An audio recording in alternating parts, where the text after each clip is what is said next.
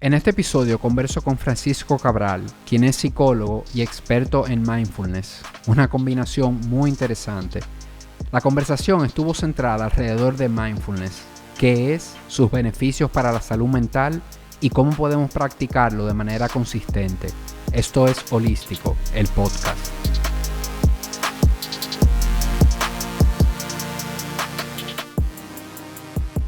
Bienvenido Francisco a Holístico, el podcast. De verdad que contento, viejo, de tenerte por aquí. Y yo feliz de compartir este momento contigo. Bien, bueno, viendo tu perfil en las redes, yo vi que eres psicólogo y experto en mindfulness. Definitivamente que yo creo que durante este episodio, esta parte de mindfulness a mí es lo que más me llama la atención y quiero como que la abordemos lo más profundo que podamos en este tiempo, que tú nos rompas algunos mitos, que nos expliques esas cosas específicas de mindfulness, esos beneficios.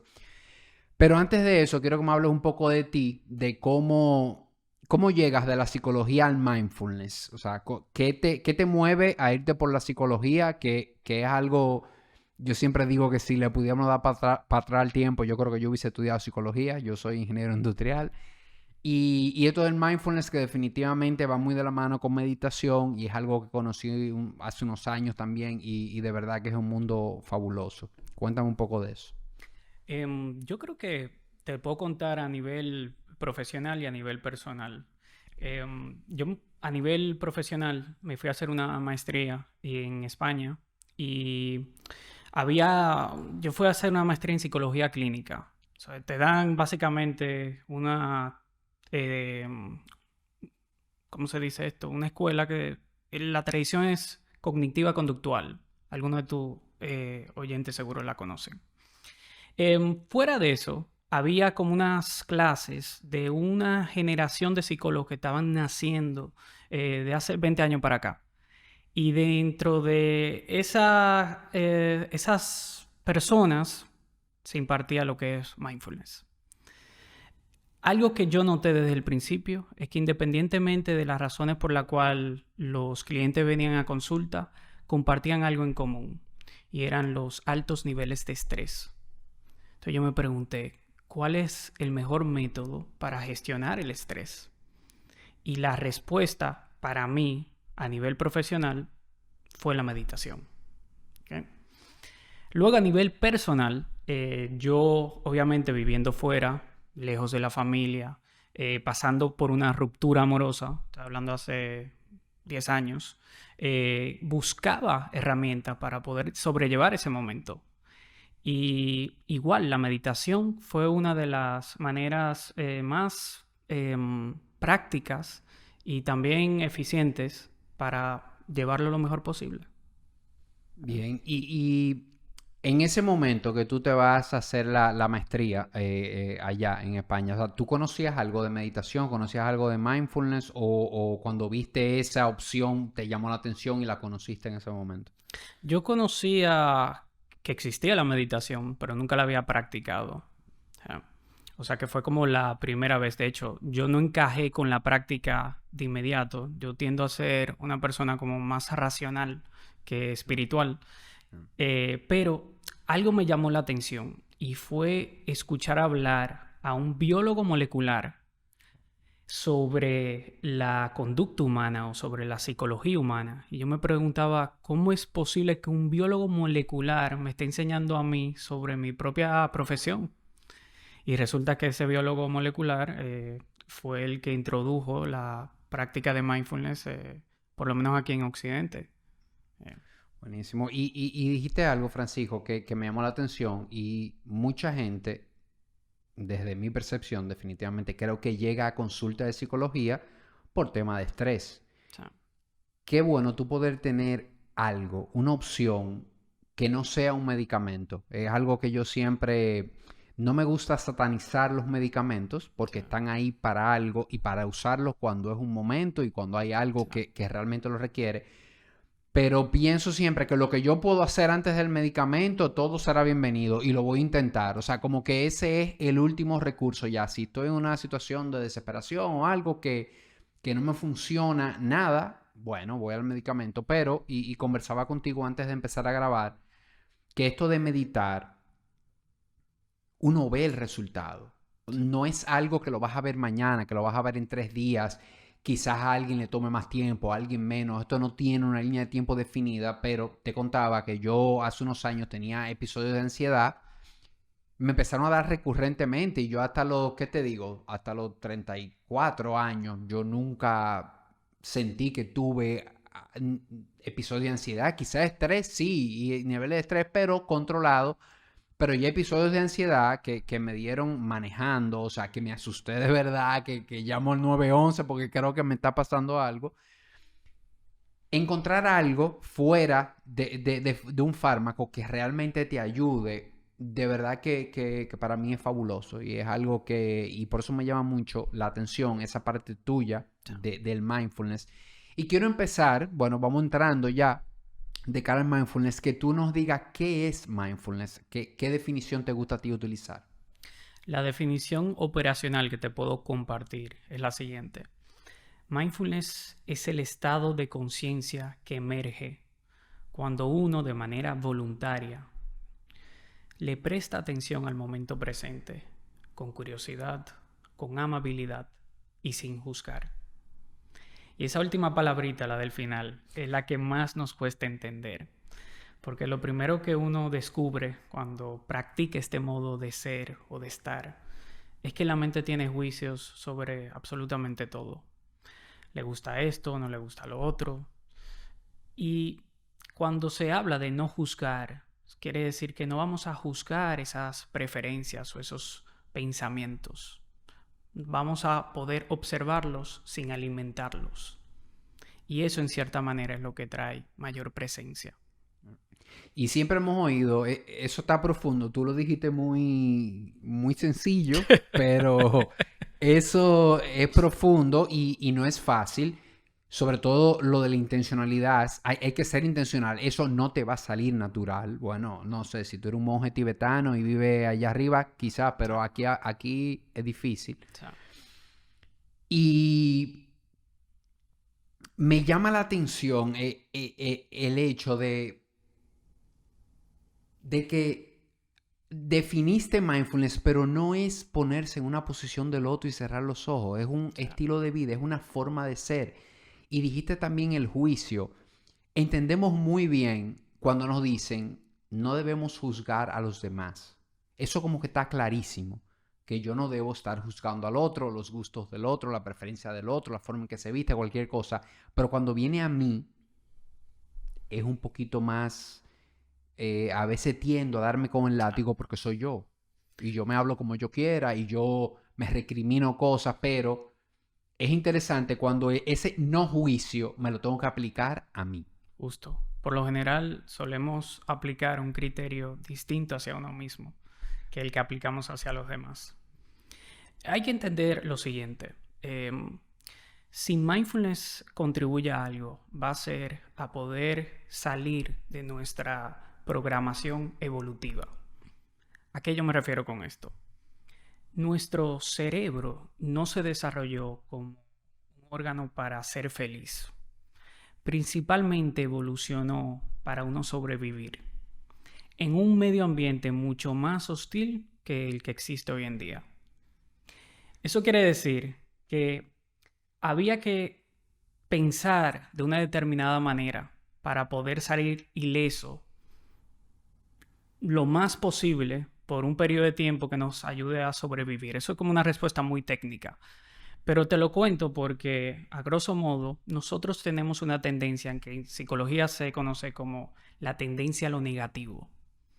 Imagínate, antes de nosotros ser civilizados, siendo como cazadores y recolectores, andando por la selva y a lo mejor teniendo un montón de depredadores que en cualquier momento podían atacar.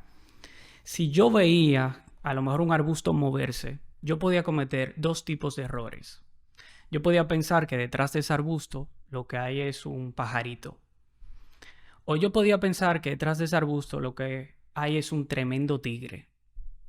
Yo me podía pasar toda mi vida cometiendo el error tipo 2, el de pensar que hay un tigre. Porque si pienso eso, lo que voy a hacer es huir, escapar de esa situación. Pero si yo pienso que detrás, que ahí es un pajarito, si no tiendo a pensar lo peor de esa situación, probablemente no viviría lo suficiente para contar esta anécdota. Y eso hoy en día se refleja en el hecho de que tendemos a juzgar no solamente a los demás, sino también a nosotros mismos. Mindfulness ayuda a entender la naturaleza de nuestra mente. Sí, porque creo que todos hemos oído la frase que, como tú dijiste, nuestro cerebro no está buscando felicidad, está buscando protegernos. Ahora bien, ese es el quote, ¿verdad? Pero vamos a aterrizar eso. Ya hoy en día no tenemos el peligro del león, pero evolucionamos así. Ahora, hoy en día tenemos otros triggers, otros disparadores que son el león, pero quizás no nos estamos dando cuenta. Entonces, Definitivamente. estamos disparando en igualito. O sea, nuestro cerebro entiende que es lo mismo. O sea, si tú tienes un jefe que te dispara, si tú tienes una pareja que te dispara, el comportamiento que tú tienes es el mismo. El nivel de estrés en ese momento. Entonces, el cerebro te va a mandar a protegerte, te va a mandar a quizás ese juicio o a no tomar una decisión, pero es como ser intencional con esto de mindfulness, en darte cuenta de ese mecanismo y en tomar la decisión de no, espérate, vamos a evaluar esto, ¿es un peligro real?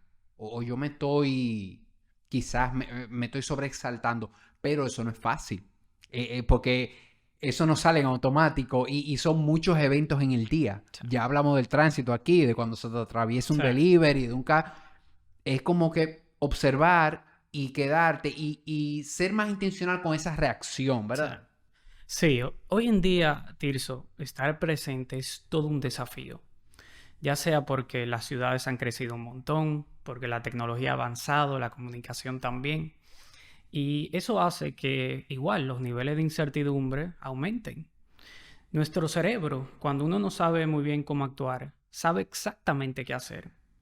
Nos coloca como un estado de emergencia, donde a lo mejor nos activa todo el sistema nervioso, es decir, nos acelera el ritmo cardíaco, nos tensa los músculos, las hormonas del estrés se disparan, dígase el cortisol, la adrenalina, y eso, en primera instancia, nos lleva a reaccionar impulsivamente. Pero si nos detenemos a observar estos patrones, ahí podemos encontrar más sabiduría. Y en lugar de reaccionar, podemos empezar a responder. Ahí es que está la segunda palabra de la definición, que es amabilidad. Tratarnos con amabilidad. Sí, y ahí entra el mindfulness. Y una primera pregunta que quiero hacerte en cuanto a mindfulness ya es, ¿qué diferencia el mindfulness de una meditación? El mindfulness es una habilidad y la meditación sería el deporte que nos va a fortalecer esta habilidad. ¿Okay? Hay un montón de meditación. Tú me contabas que conoces sobre todo la meditación trascendental. En mi caso, la que yo imparto es la meditación mindfulness. Esta se traduce al español como atención plena o conciencia plena. Y como se practica de manera formal es a lo mejor sentándose, no necesariamente, uno también puede practicar acostado o puede practicar caminando, pero por lo general tú quieres facilitar, por lo menos al inicio, que puedas estar 5, 10, tal vez 15 minutos, básicamente notando lo que está sucediendo en el presente, utilizando un ancla que te ayude a aterrizar cada vez que tu mente se distrae con algún pensamiento o algún sonido. Y así se va fortaleciendo esa habilidad poco a poco. En cuanto a la práctica informal, esa es la que sucede cuando se acaba el ejercicio, digamos, y de repente empiezas a vivir tu vida.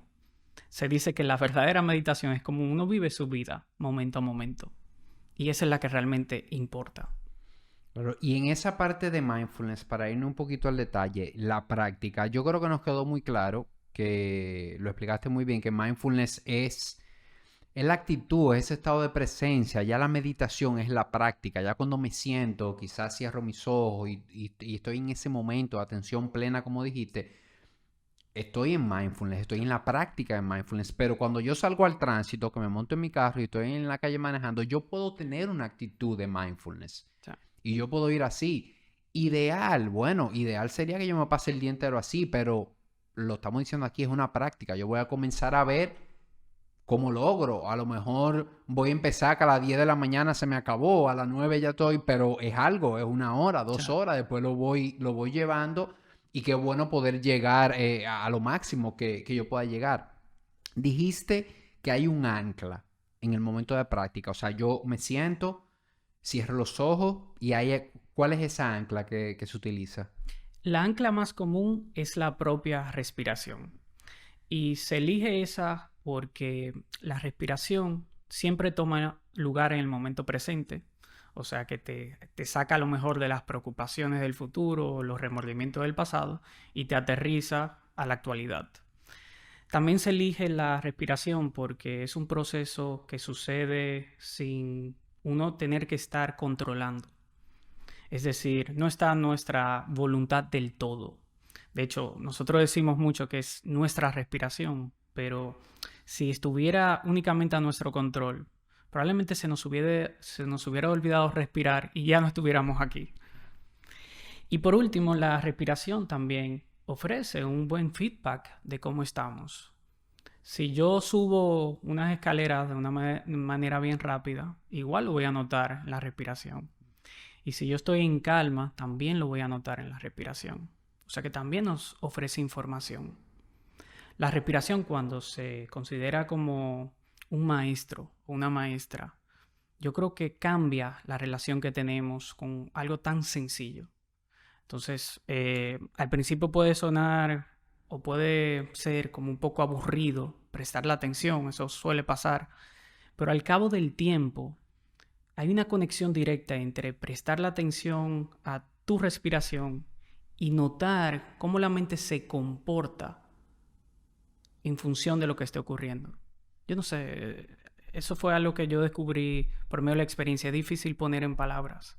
Sí, pero es un buen feedback. El feedback de respiración, definitivamente. Y andan ejemplos por ahí de que, óyeme, el que tenga un cheilón en la playa bebiéndose una piña colada, tú no estás respirando rápido ahí.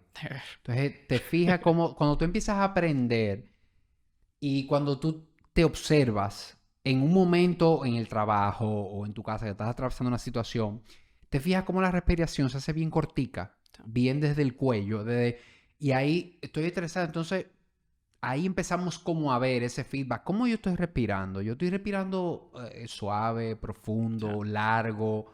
Todas esas son cosas que cuando uno empieza a ponerle atención se da cuenta que puede y cómo eso afecta cómo me estoy sintiendo en ese momento. Sí. O sea, hay veces que tú estás así, tú empiezas a respirar, qué sé yo, déjame hacer 10 respiraciones profundas y tú notas cómo no es que el problema se fue, no es que nada cambió, pero tú te pones como otra sintonía. Sí, yo creo que la relación que tienes con lo que sea que está sucediendo se transforma.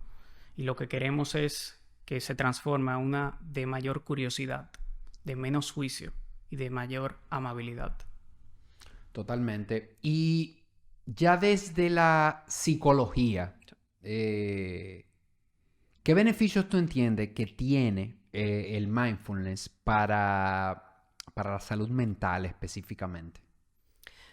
Yo digo, yo lo como que lo compongo en distintos niveles. Yo sé que a nivel fisiológico, la meditación produce, a menudo, no siempre, una respuesta de relajación. Y una persona que está en calma puede tomar mejores decisiones. También puede disfrutar más de los momentos que tenemos aquí en la Tierra. También a nivel cerebral, yo sé que la meditación ayuda a disminuir la reactividad. Como mencionamos el ejemplo del tráfico, es muy fácil aquí estar en un constante estado de alerta. La meditación ayuda a contrarrestar eso. En tercer lugar está el beneficio a nivel mental. La meditación es una práctica que nos ayuda a desarrollar mayor enfoque. Tanto así que podemos utilizar nuestra atención como si fuese un telescopio para ver a grande vista o como un microscopio para enfocarnos más en los micro detalles. Y también la meditación expande nuestras inteligencias.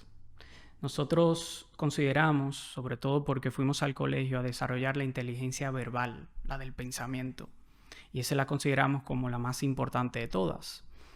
Sin embargo, se ha descubierto que tenemos más de una sola inteligencia.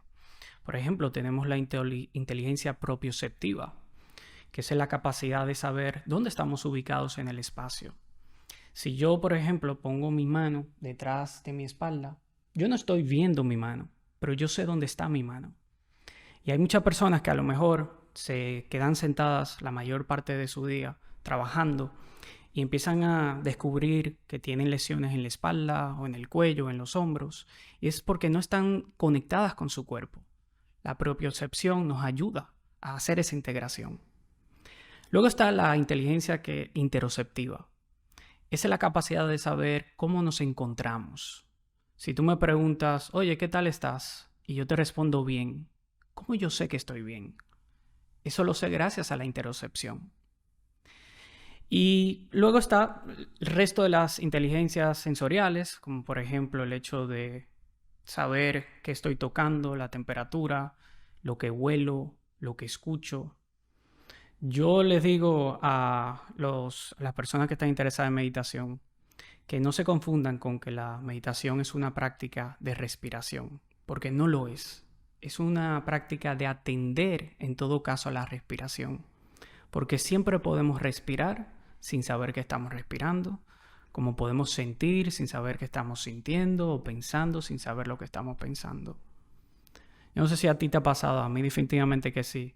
A lo mejor alguien me hace una pregunta y yo escuché que alguien habló, pero yo no como que interioricé la pregunta, no le presté suficiente atención. Totalmente.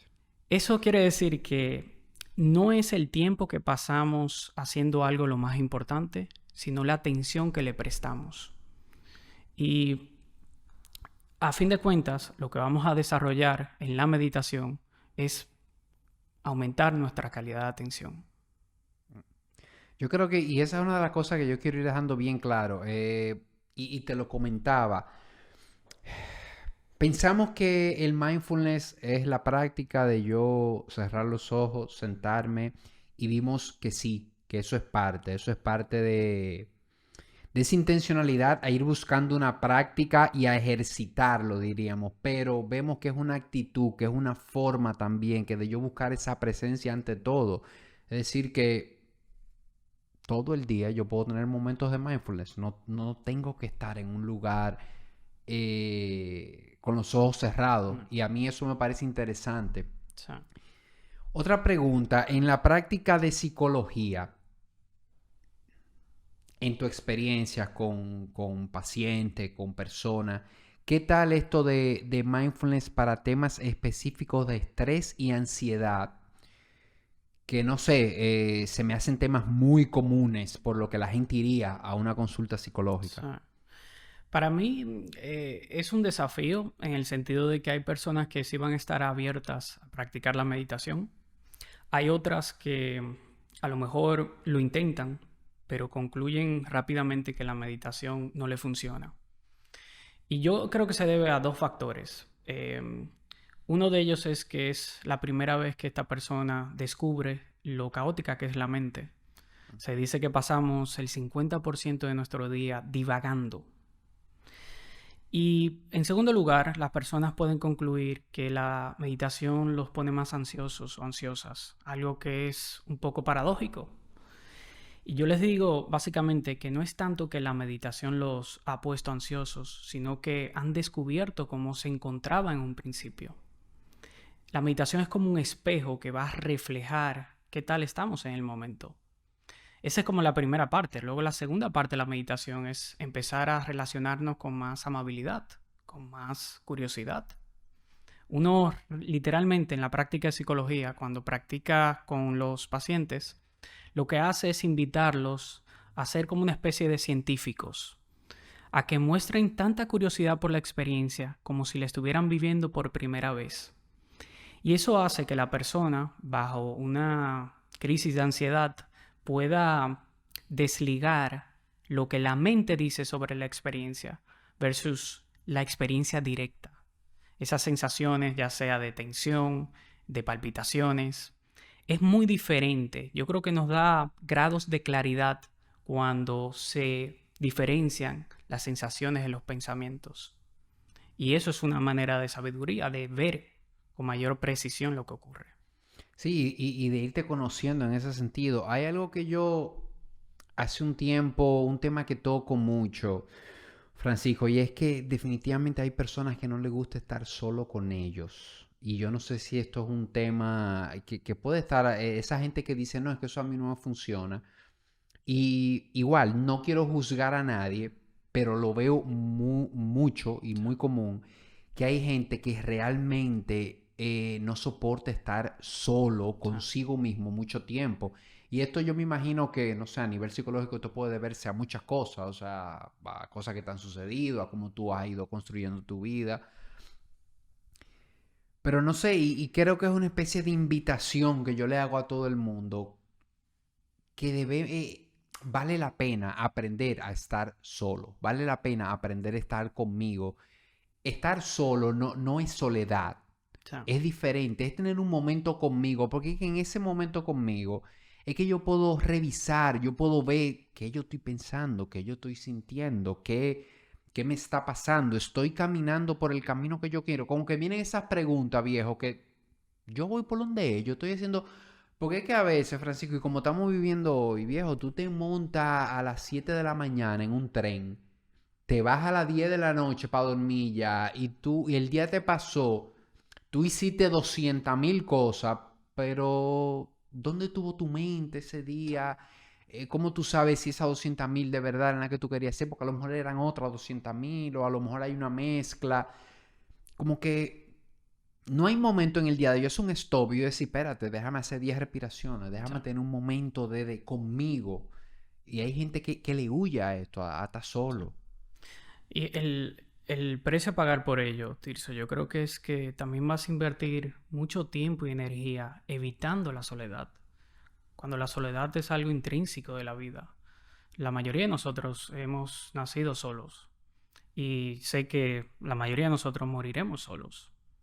Esto no tiene que ver tanto con meditación, pero por ejemplo los estoicos, yo sé que practicaban la incomodidad. Y esto lo hacían básicamente preparándose para las cosas que son inevitables en la vida. En adición está lo que tú mencionaste de que la soledad nos brinda beneficios. El hecho de pararnos, de estar en silencio, a lo mejor produce insights, que son como vínculos o conexiones, que de lo contrario nunca se enteraría. Y el mayor beneficio, en mi opinión, de esos momentos solos, por lo menos para mí, lo que a mí me ha dado es que me ha ayudado a conocerme, a saber quién yo soy, a saber qué yo siento, qué prefiero, qué no. Yo te puedo decir, Francisco, yo a los 30 y pico de años, yo no me conocía. Y eso, a quien no está oyendo puede parecer increíble eso, pero ¿cómo va a ser? ¿Cómo No. que tú con 30 y pico de años? Y yo te digo, sí, yo no me conocía. Y por lo que he visto y he leído, hay gente de 40, de 50 años que no se conoce. Y hay gente que va a morir sin conocerse. Ah, ¿sí? Que a lo que creen en reencarnación dicen, bueno, esta vida no le fue suficiente, tiene que volver otra vez a... ¿Tú Sí, sí, entiendes? sí, sí. Entonces, es eso, es como que conocerte no es automático. No. Conocerte no es vivir años. Porque tú tengas 60 años, eso no quiere decir... Quiere decir que tú has acumulado muchas experiencias, eso sí. Sí. Pero conocerte realmente quién tú eres, no hay para mí, desde mi óptica, no hay forma de lograrlo sin estos momentos de, ya sea con mindfulness, ya Sí. sea con una herramienta que tú encuentres, pero de pasar tiempo solo, de escribir, quizá habrá gente que le funciona la escritura, que le funcionan otro tipo de cosas, pero pasar tiempo solo al final. Sí. Para mí eso es súper beneficioso. Sócrates lo dijo hace un montón de años. Una persona que no se autoconoce es como que haya vivido una vida que no merece ser vivida. Y yo solo quiero agregar, Tirso, que sobre todo en el área de psicología y la meditación también, el autoconocimiento se da de dos maneras. Sirve tener una noción básica de cómo funcionamos a nivel general como seres humanos. Y por otro lugar, sirve también tener una noción básica de cómo uno funciona a nivel individual. ambas son importantes. Por más que leemos un libro, eso tal vez nos va a dar un conocimiento a nivel general, pero luego la terapia lo puede aterrizar a nivel particular y la meditación por igual. Totalmente. Y hoy que vivimos en la era de la información, mucho video de YouTube, mucho podcast, mucho Instagram. Y yo digo, Francisco, que hay muy buen contenido en esas plataformas, pero siempre es necesario que lo experimentes tú.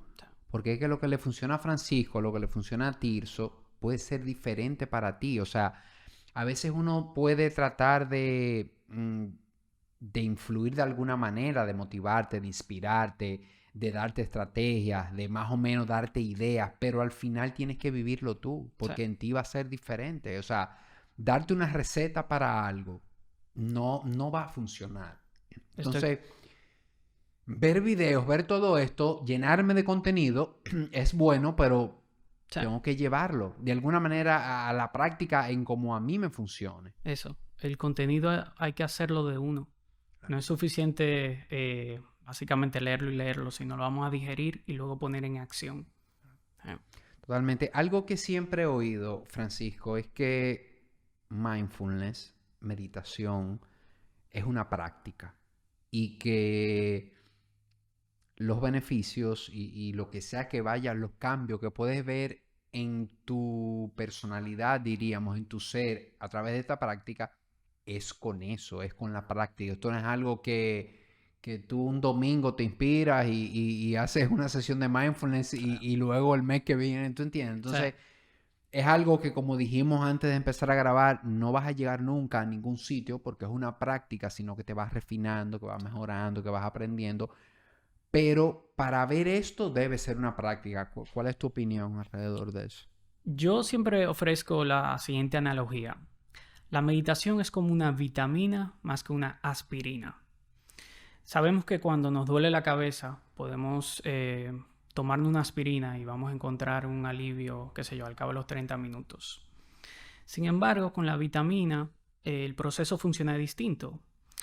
La vitamina es algo que uno se puede tomar cada día, como que la meditación es algo que uno puede practicar cada día para fortalecer, tal vez no el sistema inmunológico, aunque varios estudios han demostrado que sí, pero sí seguro el sistema emocional. Si tú le preguntas a una persona que lleva 40 años meditando, esa persona probablemente no te va a decir que encontró la manera de poner la mente en blanco, de disociarse de todo lo que está ocurriendo en su vida. Esa persona te va a decir que es más consciente de todas las veces que su razón ha sido secuestrada por la emoción. Y al ser consciente de ello, aparte de que se conoce más, le va a ser más fácil regresar, orientar su energía hacia aquello que realmente le es importante, es decir, sus valores. Eso lo podemos ver en ejemplos cotidianos, como que a lo mejor alguien nos frustró con una acción que hizo y de repente vamos a gritarle a esta persona. Tal vez incluso yo llegue a gritar a esta persona, pero tan pronto me doy cuenta que esto está ocasionando más daño, no solamente para la otra persona, sino para mí, puedo practicar ya sea el perdón o ya sea el arreglo de la relación que estoy rompiendo. Sí, y es interesante porque dijimos ahorita que cuando soy intencional y aprendo a ver, puedo reaccionar de una mejor manera. Ahora bien, esa reacción muchas veces va a ser evitar la situación. Qué bueno cuando es así. Pero muchas otras veces va a ser que hice lo que no tenía que hacer, pero no es que todo está perdido ahí.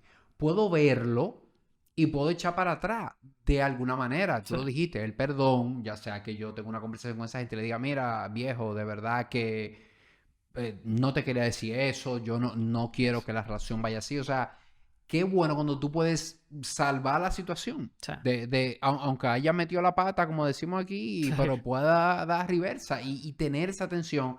Porque muchas veces, oye, me deja eso así, al final nadie va a sacar nada de ahí. Estoy contigo. Yo creo que el beneficio principal es que la meditación mindfulness te brinda es flexibilidad psicológica. Que eso se traduce a saber usar la mente, para que la mente no nos termine usando a nosotros. Saber entrar al momento presente, con la perspectiva propia y la de los demás, enfocarnos en aquello que nos importa y crear hábitos saludables alrededor de eso. Eso no quiere decir que vamos a ser perfectos. Tú bien dices que esto es una práctica, pero eso quiere decir que como ya tenemos una intención previa, es más fácil que esa intención se siga estableciendo en acción. Buenísimo. Vamos a ver, Francisco, para los que nos están escuchando, que de alguna manera están conectando, les está gustando un poco esto, les llama la atención, han oído esos beneficios que hemos comentado y óyeme, se oye bien. Una gente que no tenga ninguna formación, que no haya hecho nunca meditación, que simplemente está oyendo esto y le gustaría hacer algo. ¿Qué es Meditación Mindfulness 101 para el que quiere empezar a experimentar algo de algún tipo? Bueno, yo recomiendo ir a YouTube y escribir el nombre Jon Kabat-Zinn. Ese fue el biólogo molecular que te hablé hace un momento. Él creó la clínica de reducción del estrés en la Universidad de MIT en el año 79. Y ese hombre cuando habla, explica, para mí es el mejor comunicador sobre mindfulness. O sea que ese sería un recurso gratuito. Otro recurso, ya para salir de la teoría y tomarlo como práctica, sería utilizar aplicaciones como Headspace. Esa es mi predilecta. Si no deseas utilizar tu celular, también en la televisión, tengo entendido que tienen en Netflix como una serie. Ahí, sí, yo vi, no sé si es práctico, pero sí tienen un documental que explica muy bien, es de ellos mismos, de Headspace, que explica muy bien todo, la plataforma y todo, es otro sitio también de buscar información. Y si alguien desea practicar, justo es una de las razones por la que estoy aquí, yo estoy lanzando una página, un servicio web, un espacio virtual de meditación, donde con solo escribirnos un correo te mandamos un cupón de un mes de uso gratuito para que pruebes nuestro curso de introducción, nuestro curso de reducción del estrés. Yo le llamo curso, pero son más secciones. Hay uno de regulación emocional, excelente en mi opinión, y hay uno sobre el manejo del pensamiento, también lo recomiendo. Perfecto. Y un poquito más adelante nos vas a dar bien las coordenadas de todo y todas tus coordenadas. Y creo que es eso. Y recogiendo eso que dijiste, el que sienta curiosidad sobre esto, empezar a leer, empezar a buscar. Yo creo, la teoría no es mala. La teoría es buena siempre y cuando empiezo por la teoría, pero paso a la práctica, Sí. lo que no puedo dejar en la teoría. Pero la teoría me va a ayudar a entender, a conectar, a ver qué modalidad me gusta a mí. Hay gente que le gusta seguir a unas personas, a otros. O sea, entonces empieza por ahí. Ese de Jon Kabat-Zinn, de verdad que tiene mucho contenido muy, muy bueno. Tiene libros muy, muy buenos. Tiene videos en YouTube, así que pueden, pueden comenzar por ahí. Una pregunta que te tenía, ¿cómo se puede adaptar el mindfulness a diferentes edades? Por ejemplo, niños, O sea, personas mayores. ¿Lo has visto en la práctica? ¿Has tenido alguna experiencia en cuanto a esto?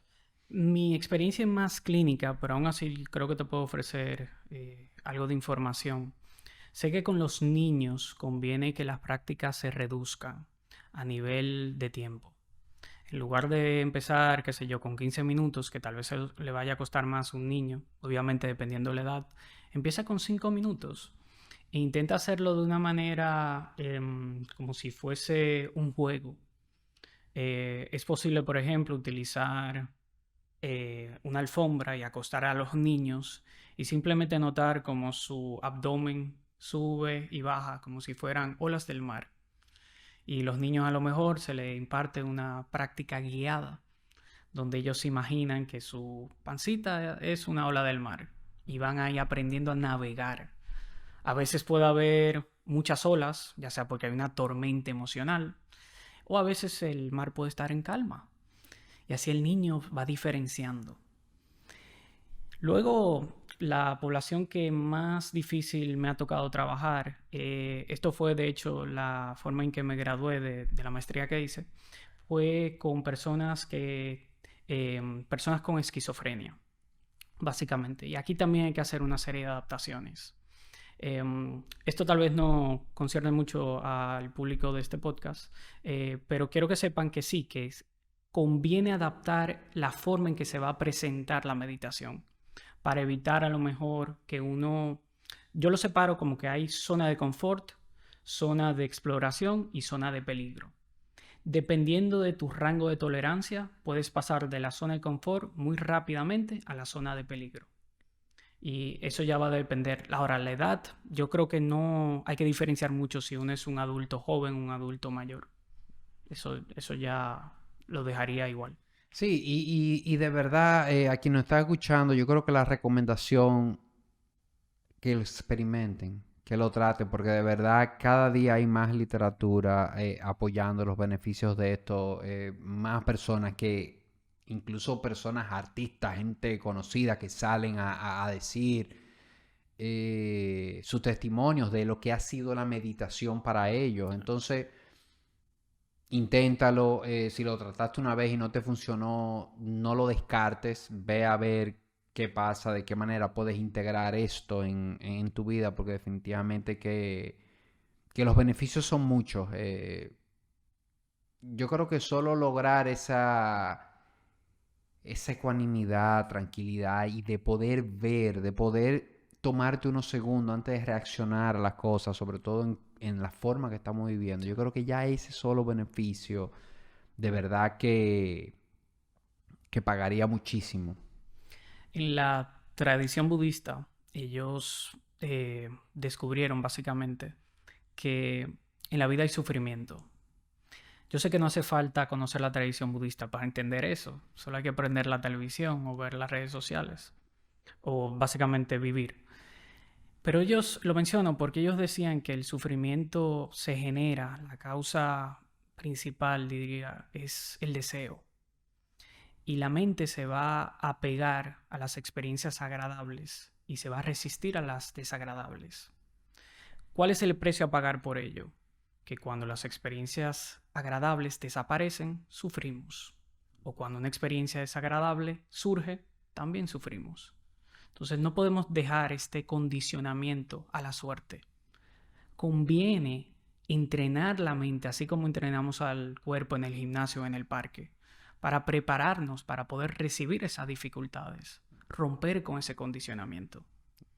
Y aunque se ha hablado mucho de beneficios, que ojo, son importantes, al final siempre concluyo mi clase diciendo que la meditación, más que ganar algo, se trata sobre aprender a dejar ir o a fluir con la experiencia. Eso es lo que hace al final que uno viva con un poco más de presencia, de perspectiva y de flexibilidad, como mencioné hace un momento. Buenísimo, sí, y muy atinado eso que dice, porque estamos en tiempo también de que yo digo que la salud está de moda, y que bueno, que así sea, pero que no nos quedemos solamente en gimnasio, en una buena dieta, sino que miremos este tipo de cosas. Y yo que trabajo la salud física, trabajo mucho el tema del sueño, de cómo dormir, y creo que es importantísimo. Yo no trabajo la salud mental porque no soy psicólogo, pero cada vez que tengo la oportunidad de decirlo, lo digo. O sea, la salud mental es importante. Igual y más en algunos casos. O sea, la tratar de conseguir salud física sin tener salud mental es muy cuesta arriba. Sí. Es muy cuesta arriba. O sea, yo creo que yo no quiero decir que haya un orden ni que la salud mental le va a ir primero, pero desde mi punto de vista es fundamental. Es fundamental que nuestros pensamientos estén en orden y porque eso es lo que gobierna todo. O sea, las decisiones que tengo que tomar para empezar a ejercitarme, para empezar a dormir bien, para todo, ¿de dónde vienen? Vienen de la mente, vienen de arriba. Entonces, es muy, muy llevadero, muy fácil gestionar esto cuando yo me encuentro en un estado adecuado mentalmente.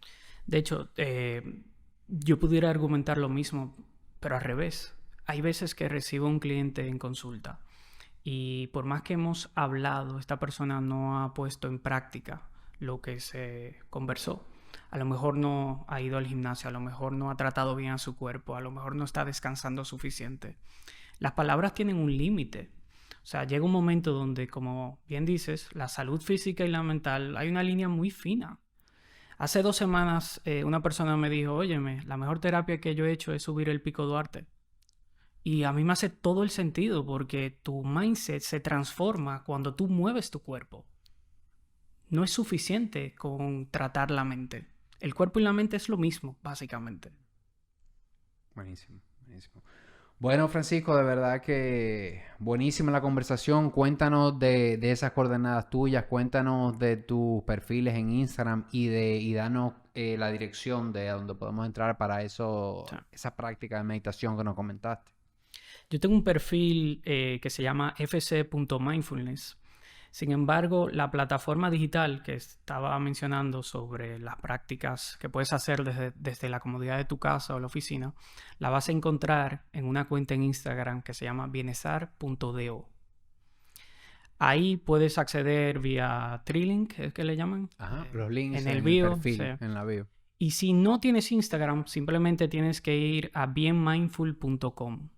Esa es la plataforma. Ahora, si deseas el cupón de un mes de uso gratuito, escríbenos a suscriptores@bienestarmindfulness.com.do.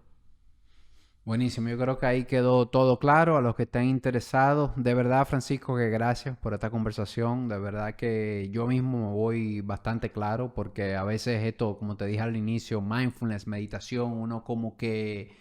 ¿Qué es mindfulness? ¿Qué es meditación? Es lo mismo. ¿Cuándo estoy en mindfulness? ¿Cuándo estoy en meditación? Y qué bueno que pudimos aclarar todas estas cosas. Y te quiero hacer una última pregunta que le pregunto a todos mis invitados que vienen por aquí la primera vez. ¿Qué es bienestar para Francisco Cabral? Para mí, bienestar es tener seguridad física, seguridad emocional e interpersonal. Para mí, bienestar también es estar conectado con los valores personales, cada uno tendrá los suyos. Para mí, bienestar es estar en movimiento, tener contacto con la naturaleza. Para mí, bienestar es